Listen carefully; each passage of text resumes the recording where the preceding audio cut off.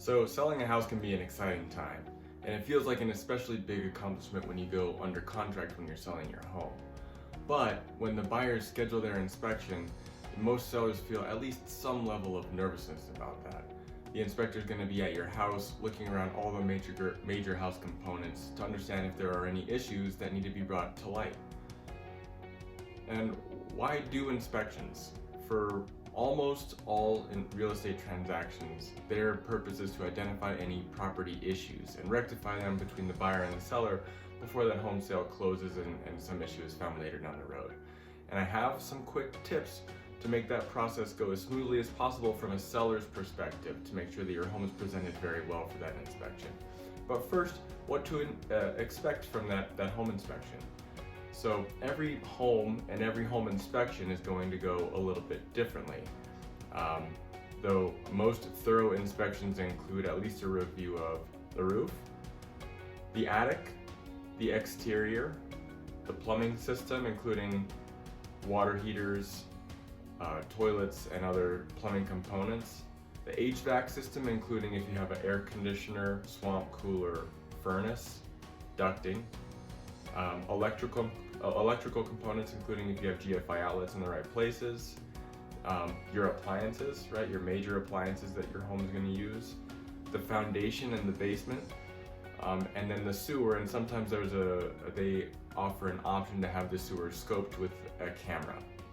So now that we know what to expect and what's going to be reviewed by the inspector, here's some quick tips for how to get through that inspection as smoothly as possible.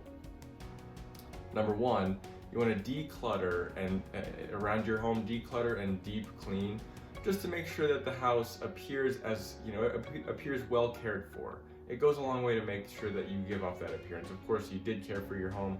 You want to make sure that you give the appearance that you cared for your home to set the right tone for the inspector when they are on your property.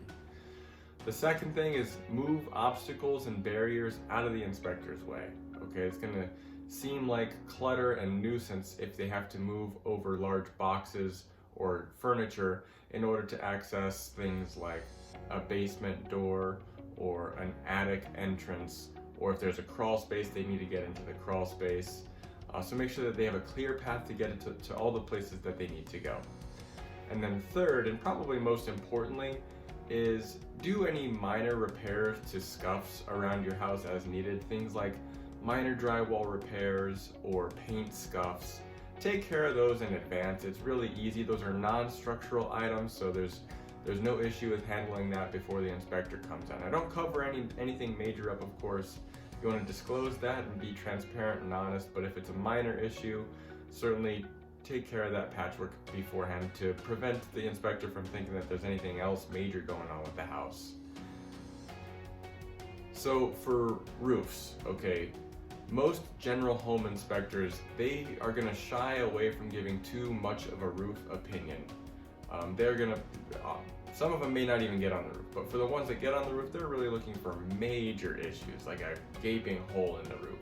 And anything short of that, typically what we have heard is they're going to say, you should have a roofer look at this.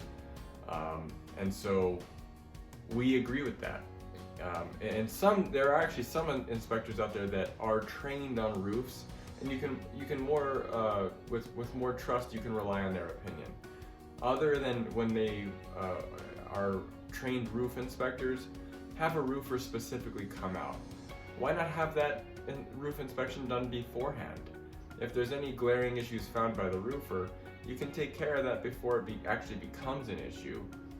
Or you can just choose to disclose it. If it's a really hot seller's market, just say, hey, we had the roof inspected, we found this, but hey, this is still our price. And if there's no issues found up there, then even better, because then you can say, hey, roofer, if there's no issues, are you willing to give me a 5-year certification for this roof? And now when you're selling your house, you say, hey, we already had a professional roof inspection. We're going to give you a 5-year roof certification as part of this home sale to give that buyer some additional peace of mind. Now, when you're selling your house, some things that you want to listen for from your either your general home inspector or if you have a roof inspection done, some things that you want to watch out for is visible water damage in the ceiling or the walls of your home. That's going to sign that there might be a roof leak. Missing shingles or tiles up on the top of your roof. Okay, that means there might have been wind damage or some other kind of damage. Hail damage or hail bruises. If you see large hail marks, if your inspector sees hail marks, that may indicate that your roof has been impacted by a storm and maybe there's not as much life in that roof as we'd like to see. Missing shingle granules. Okay, so the granules are kind of the rough surface on the top of your shingles that make it feel kind of texturized. They serve a very important purpose. They're protecting your shingles from UV rays. And so if there's too many granules coming off the shingles, then that's a problem. Missing attic insulation. Okay, so the inspector should get up into your attic and look for insulation. If there's no insulation up there, then your house is exposed to not only roof ventilation issues, but now you've got an energy efficiency issue with your house as well. And then of course wood rot or mold in the attic framing. Okay, that's going to indicate that there's too much moisture, whether it's a roof leak or a ventilation issue. You want to have that addressed in advance.